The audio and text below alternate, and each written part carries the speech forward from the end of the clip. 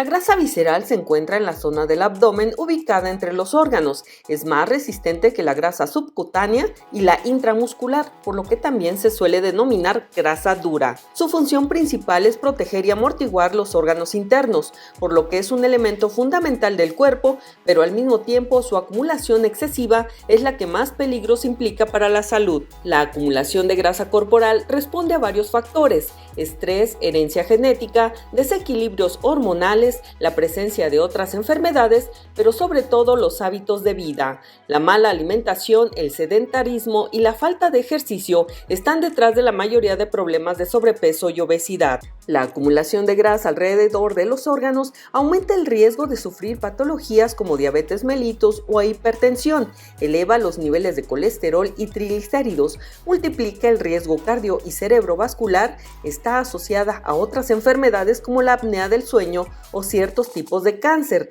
e incluso puede afectar negativamente la vida sexual. Es una pregunta muy interesante porque después o durante la pandemia se vieron varias situaciones. Una es que la parte del confinamiento generó menor actividad física, la parte de la ansiedad también ante una situación en la que no estábamos acostumbrados o que no sabíamos cómo iba a ser el comportamiento de la enfermedad, también generó que de manera compulsiva hubiera también un mayor incremento en cuanto a la ingesta de alimentos, sobre todo alimentos con alto contenido calórico. Y eso obviamente desencadenó que hubiera un incremento en el peso corporal en algún grupo de población. Sin embargo, también se generó cierto grado de concientización porque era muy conocido de nosotros que obesidad incrementaba, por ejemplo, el riesgo de un mal pronóstico en quien cursaba con COVID-19. Entonces, después de esto también hubo personas que de alguna manera intentaron evitar esa ganancia de peso. Y entonces se vieron dos fenómenos. Por una parte, aquellos que llegaban a tener un incremento y otros que buscaron definitivamente tener esa menor ganancia en cuanto al peso o al incremento en el porcentaje de grasa.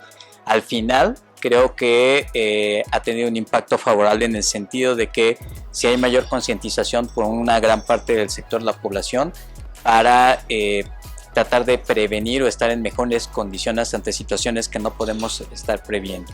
Algo que es muy importante es tomar en cuenta que obesidad no es un incremento en el peso, es un incremento en el porcentaje de grasa.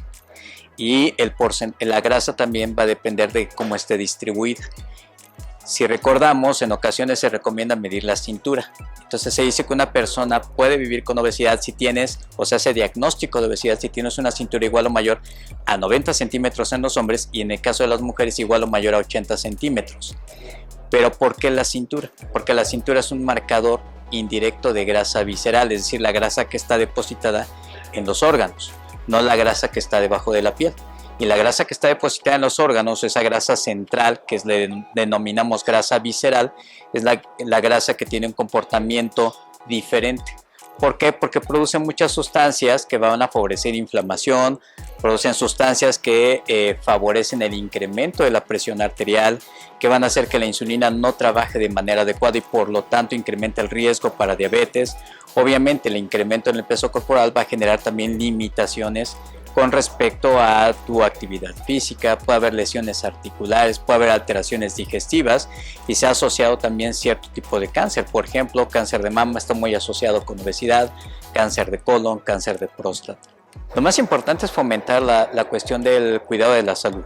Desde una etapa temprana, nosotros como padres de familia, por así decirlo, también tendríamos que educar a nuestros hijos o concientizarnos y hacernos a esa tarea de que se lleve una evaluación desde la etapa infantil, adolescencia y la etapa de adulto y los que no son padres de familia, bueno, pues también hacer nuestro chequeo anual, ¿no? Por lo menos 1 o 2 veces al año, evaluar cómo está nuestro peso, evaluar cómo estamos en cuanto a glucosa, a colesterol, a presión arterial. Siempre es preferible hacer prevención que ya tratar una enfermedad.